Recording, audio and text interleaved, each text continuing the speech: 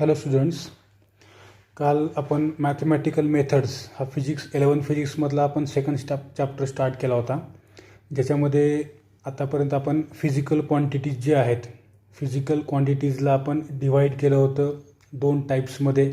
एक पाहिलं होतं आपण स्केलार्स ऑर स्केलार क्वांटिटीज, त्याच्यानंतर आपण पाहिलं होतं वेक्टर्स ऑर वेक्टर क्वांटिटीज. बरोबर आहे. स्केलार म्हणजे काल मी तुम्हाला सांगितलं होतं the physical quantities which have magnitude and unit only or number and are completely represented by using number and unit or which are having only magnitude are called scalars. Scalar म्हणजे काय?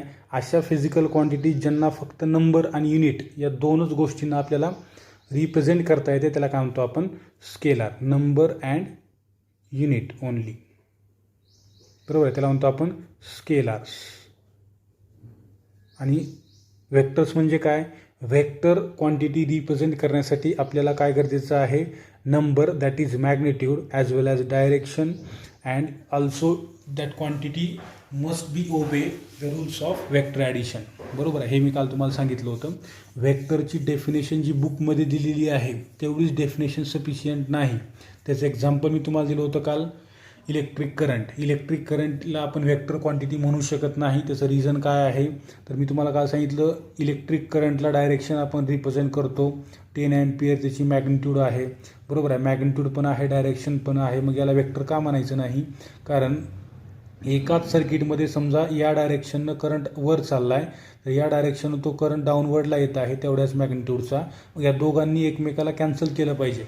कारण vector ॲडिशनचे जे काही rules आहेत त्या रूल्समध्ये जर आपण पाहिलं तर समजा इक्वल मॅग्निट्यूडचे दोन वेक्टर्स आहेत, एक अपवर्ड डायरेक्शनला एक डाऊनवर्ड डायरेक्शनला, तर ते दोन्ही पण वेक्टर्स एकमेकाला कॅन्सल करतील. रिझल्टंट वेक्टर त्यांचं ॲडिशन काय येईल? 0 येईल. परंतु असं होत नाही. म्हणजे याचा अर्थ इलेक्ट्रिक करंट अशी क्वांटिटी आहे जी वेक्टर ॲडिशनचे रूल्स फॉलो करत नाही, त्याच्यामुळं याला आपण वेक्टर म्हणू शकत नाही. ठीक आहे, हे आपण काल पाहिलं होतं स्केलार्स अँड वेक्टर्स, ज्याच्यात तुम्हाला मी एक्झाम्पल दिले होते. स्केलारमध्ये आपण डिस्टन्स मेजर करत असताना आपल्याला कुठल्याही प्रकारच्या डायरेक्शनची गरज नाही, परंतु वेक्टरमध्ये तेच आपण डिस्प्लेसमेंट जर मेजर करत असू तर तिथं आपल्याला मॅग्निट्यूड ॲज वेल ॲज डायरेक्शनची गरज आहे. बरोबर आहे. स्पीड आपण मेजर करतो, एखाद्या व्हेकलचा स्पीड 50 आहे, 50 km/h आहे, ठीक आहे, परंतु व्हेलॉसिटी सांगत असताना आम्हाला त्या ठिकाणी डायरेक्शन रिप्रेझेंट करणं गरजेचं आहे. ठीक आहे. अशा काही क्वांटिटीज आहेत, जसं या ठिकाणी लेंथ, टाईम, टेम्परेचर, मास याच्यामध्ये येते. याच्यामध्ये displacement, velocity, acceleration, force, momentum या ज्या काही क्वांटिटीज आहेत या वेक्टर क्वांटिटीज आहेत. बरोबर आहे. हे झालं डिवायडेशन. आता याच्यामध्ये आपल्याला याच्या पुढचा जो पार्ट आहे, प्रॉपर्टीज पाहत असताना आपल्याला टाईप्स ऑफ वेक्टर्स आज आपल्याला पाहायचं आहे. काय? टाईप्स ऑफ वेक्टर्स म्हणजे नेमकं वेक्टरमध्ये कुठले कुठले टाईप आहेत. बरोबर आहे. मग बघा, त्यातला सगळ्यात पहिला टाईप आज आपण घेणार आहोत, झिरो वेक्टर. एकूण 6 आहेत. 1 बाय 1 आपण स्टडी करणार आहोत, किंवा त्यालाच म्हणतो आपण नल वेक्टर. आता झिरो म्हणजे काय आपल्याला समजते. नल आणि झिरोचा अर्थ एकच होतो. झिरो म्हणजे त्या ठिकाणी काहीच नाही असं आपण त्याला कन्सिडर करतो, झिरो. ठीक आहे. आता वेक्टरचं काल तुम्हाला मी नोटिफिकेशन म्हणजे सिम्बॉलिकली कसा वेक्टर रिप्रेझेंट करतात वगैरे या सर्व गोष्टी झालेल्या आहेत. हा वेक्टर ए आहे. व्हेलॉसिटी वेक्टर आपण वेक्टर व्हीने दाखवतो. डिस्प्लेसमेंट वेक्टर आपण वेक्टर एक्सने दाखवतो. एवढं तर आपल्याला माहीत असलं पाहिजे. ठीक आहे. आता बघा, झिरो वेक्टर म्हणजे कसला वेक्टर किंवा कशाला झिरो वेक्टर म्हणायचं? A vector having zero magnitude. A vector having zero magnitude with a particular direction is called zero vector. बरोबर आहे. अशा प्रकारचा वेक्टर ज्याची मॅग्निट्यूड 0 आहे. अशा प्रकारचा वेक्टर ज्याची मॅग्निट्यूड 0 आहे. आता तुम्ही म्हणताल एक्झाम्पल द्यायचं, कुठल्या वेक्टरला नेमकं मी 0 म्हणायचं? असा कुठला वेक्टर ज्याची मॅग्निट्यूड 0 आहे? For example, a car is stationary on road. समजा एक कार आहे, ती रोड सरफेसवर स्टेशनरी म्हणजे रेस्ट पोझिशनला आहे. बरोबर आहे. रेस्ट पोझिशनला असणारी कार या डायरेक्शनला थांबली. या डायरेक्शनला म्हणजे या दिशेला तोंड करून ती व्हेकल थांबलेली आहे. म्हणजे याचा अर्थ ही गाडी कधी ना कधी समजा इकडे जाणार आहे किंवा पाठीमागे येणार आहे. बरोबर आहे. म्हणजे ह्या व्हेकलचा व्हेलॉसिटी वेक्टर हा कसा आहे? 0 आहे. त्या गाडीचं डायरेक्शन इकडं आहे म्हणजे ती गाडी इकडं कधी ना कधी जाणार आहे, त्याला व्हेलॉसिटी येणार आहे, पण सध्या त्याची व्हेलॉसिटी किती आहे, 0 आहे, म्हणजे त्याचा व्हेलॉसिटी वेक्टर काय झाला, 0 झाला. ठीक आहे, म्हणजे या ठिकाणी व्हेलॉसिटीची मॅग्निट्यूड म्हणजे या गाडीची व्हेलॉसिटी किती आहे, 0 आहे, त्याची मॅग्निट्यूड किती आहे, 0 आहे. किंवा हीच व्हेकल समजा 10 km/h एवढ्या स्पीडनं कंटिन्युअसली ट्रॅव्हल करत आहे पॉईंट ए पासून पॉईंट बी पर्यंत. बरोबर आहे, ए पासून बी पर्यंत ती पाठीमागून कुठून तर आली आणि ए पॉईंटला आल्याच्या नंतर या बी पॉईंटपर्यंत त्या व्हेकलच्या व्हेलॉसिटीमध्ये कुठल्याही प्रकारचा चेंज नाही. म्हणजे याचा अर्थ इथं मी व्हेलॉसिटी पाहिली 10 होती, इथं पण 10, इथं पण 10, इथं पण 10, सगळीकडे मला त्या व्हेकलची व्हेलॉसिटी या बी पॉईंटपर्यंत 10च भेटली, कसल्याही प्रकारचा व्हेलॉसिटीमध्ये चेंज नाही. याचा अर्थ आपण काय म्हणू शकतो की त्या गाडीमध्ये ॲक्सलरेशन आहे का, नाही, कारण ॲक्सलरेशन म्हणजे काय, rate of change of velocity. जर एखाद्या व्हेकलच्या वेगामध्ये जर बदल होत असेल तर त्या ठिकाणी ॲक्सलरेशन आहे असं आपण म्हणतो. मग इथं वेगामध्ये बदल आहे का, नाही, कारण ॲक्सलरेशनचा formula dv/dt, change in velocity with respect to time म्हणजे ॲक्सलरेशन. मग इथं with respect to time vary होतोय का, टाईम बदलत आहे का, ए पासून बी पर्यंत गाडी चालली म्हणजे टाईम त्याचा चालूच आहे, पण व्हेलॉसिटीमध्ये कुठल्याही प्रकारचा चेंज नाही, म्हणजे या ठिकाणी ॲक्सलरेशन वेक्टर हा कसा आहे, 0 आहे, कारण त्या ठिकाणी व्हेलॉसिटी वेक्टर हा कॉन्स्टंट आहे. कळलं, म्हणजे गाडी थांबलेली आहे त्यावेळेस व्हेलॉसिटी वेक्टर 0 असू शकतो.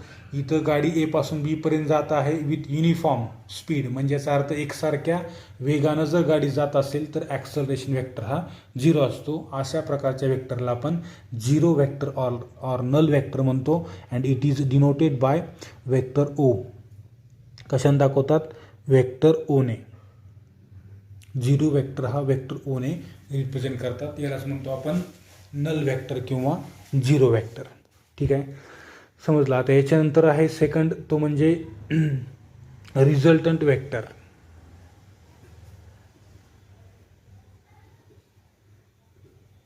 रिझल्टंट वेक्टर जर पाहिलं आपण, रिझल्टंट म्हणजे काय, कशाच्या तरी बदल्यामध्ये लिहिलेला, त्याला म्हणतो आपण रिझल्टंट. रिझल्टंट म्हणजे काय, दोन व्यक्तीच्या बदल्यामध्ये आपण एकच व्यक्ती लावला, त्याला म्हणायचं दोघांचा हा रिझल्टंट आहे, म्हणजे पर्याय थोडक्यात, तर दोघांना एकच पर्याय. बरोबर आहे. मी जर म्हणलं समजा रोड, एखाद्या व्यक्तीने विचारलं ए पॉईंटला तो उभारलेला आहे, या ठिकाणाहून बी पॉईंट कुठं आहे असं विचारलं. एक व्यक्ती म्हणला इथून 5 मीटर पुढे जा, आणि नंतर इथं दुसरं एक तुम्हाला ठिकाण लागेल तिथून परत पुढे 10 मीटर जा, असं त्यानं सांगितलं. आणि एका व्यक्तीने सांगितलं ए पासून तुम्ही सरळ 15 मीटर जा, तुम्हाला बी पॉईंट लागेल. काय दोघांमध्ये फरक आहे, इथं 2 वेळेस सांगावं लागलं, 5 मीटर एक जा, तिथं एक ठिकाण लागेल, तिथून पुढे 10 मीटर जा, परत बी लागेल. काय गरज आहे का, ए पासून सरळ 15 मीटर गेलं तर तुम्हाला बी भेटेल, एकाच येणं सांगितलं, हे दोघांनी सांगितलं समजा. बरोबर आहे, म्हणजे या दोघांचा रिझल्टंट हा कोण आहे, हा एकटा आहे.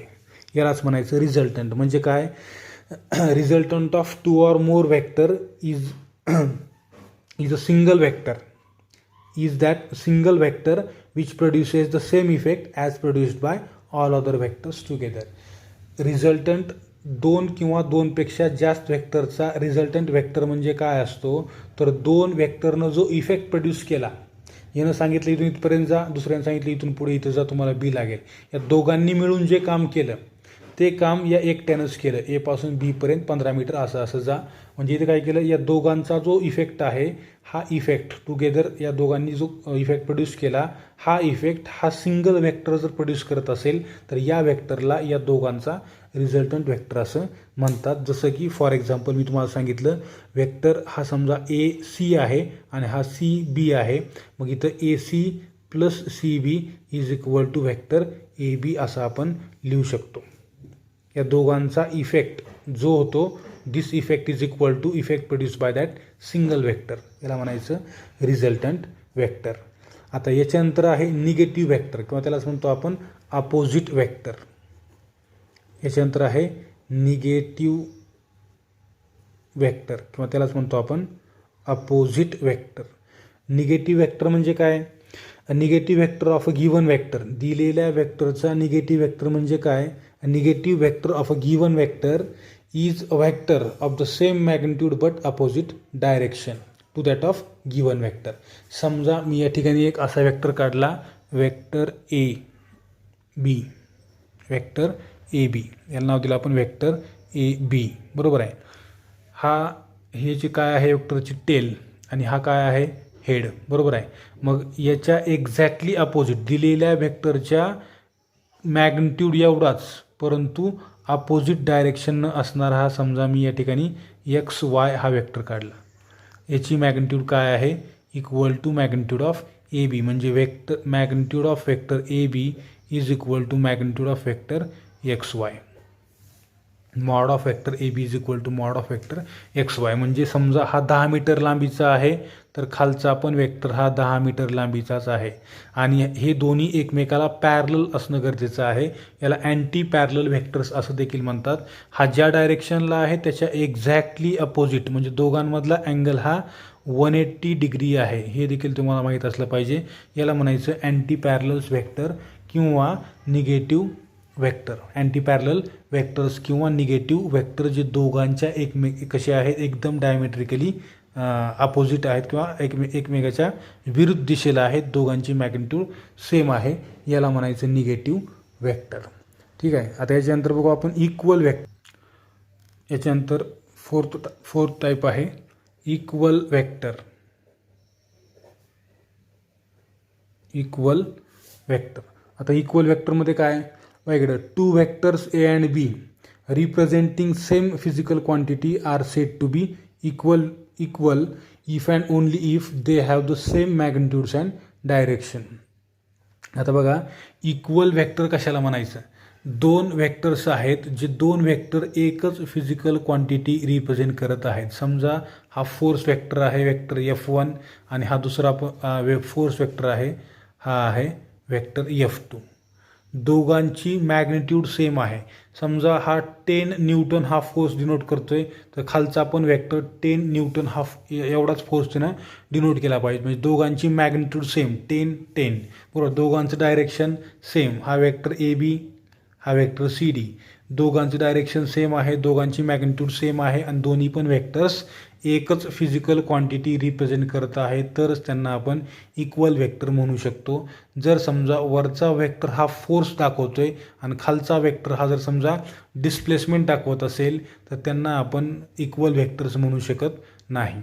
म्हणजे वरचा वेक्टर हा फोर्स डिनोट करतोय आणि खालचा वेक्टर हा डिस्प्लेसमेंट दाखवत आहे तर हे दोन्ही इक्वल होत नाहीत, बरोबर आहे, जरी त्यांची मॅग्निट्यूड सेम असली तरी. कारण त्या ठिकाणी फिजिकल क्वांटिटीज चेंज झाल्या. एक फोर्स दाखवतोय आणि दुसरा डिस्प्लेसमेंट दाखवतोय म्हणजे हे दोन्ही वेक्टर्स इक्वल आहेत असं आपण म्हणू शकत नाही. दोघांनी पण एकतर डिस्प्लेसमेंट दाखवली पाहिजे किंवा दोघांनी पण एकतर फोर्स दाखवला पाहिजे तरच त्याला म्हणायचं इक्वल वेक्टर. आता याच्यानंतर आहे पोझिशन वेक्टर.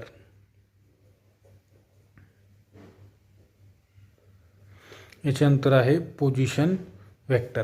पोझिशन वेक्टर म्हणजे काय, पोझिशन वेक्टर म्हणजे नावात समजते आपल्याला की अशा प्रकारचा वेक्टर जो एका पर्टिक्युलर पॉईंटची काय करतोय आपल्याला पोझिशन रिप्रेझेंट करतोय. म्हणजे काय, a vector which gives the position of particle at a point with respect to the origin of chosen coordinate system is called position vector of the particle. म्हणजे आपण समजा 2 dimensional Cartesian coordinate system choice केली, तुम्ही 3 dimensional करा किंवा आणखीन circular करा, elliptical करा, कसल्याही प्रकारची करा, तर जी कुठली आपली चूजन कोऑर्डिनेट सिस्टीम आहे कार्टेशियन कोऑर्डिनेट सिस्टीम याला म्हणतो आपण 2 डायमेन्शनल 3 डायमेन्शनल. समजा आपण 2 डायमेन्शनल चॉईस केली, याचा ओरिजिन इथं आहे, याचा पण ओरिजिन कुठं असतो इथंच असतो, बरोबर आहे. हा ओ नाव दिलं त्याला आपण. तर या ठिकाणी एक पॉईंट आहे पी पॉईंट, याचं डायरेक्शन आणि हा कुठल्या डायरेक्शनला आहे आणि किती अंतरावरती आहे ओरिजिनपासून हे दाखवणारा वेक्टर म्हणजे पोझिशन वेक्टर.